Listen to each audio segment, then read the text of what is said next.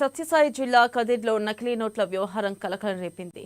ముదిగుబ్బ మండలానికి చెందిన నాగేష్ కదిర్లో జరిగే పశువుల మార్కెట్కు గొర్రెలు, పొట్టేళ్లు విక్రయించడానికి వచ్చారు. అయితే పసిగట్టిన కేటుగాళ్లు నగేష్ వద్దకు వెళ్లి 32,000 రూపాయలకు 2 పొట్టేళ్లను కొనుగోలు చేశారు.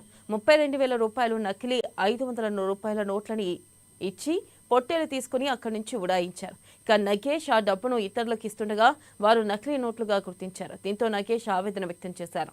పశువుల మార్కెట్లో మరో ఇద్దరికి నకిలీ నోట్లను అందజేసిన కేటుగాళ్లు పారిపోయారు. ఇక కేటుగాళ్లను అరెస్ట్ చేసి తమకు న్యాయం చేయాలని బాధితులు కోరారు.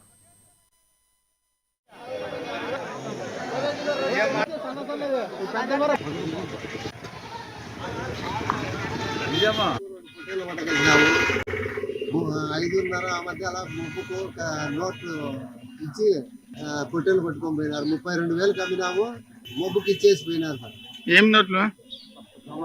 దొంగ నోట్లు ఇచ్చి ఎత్తుకొని పోయినారు. మొబ్బు కనుక్కోలేక దొంగ నోట్లు ఇచ్చి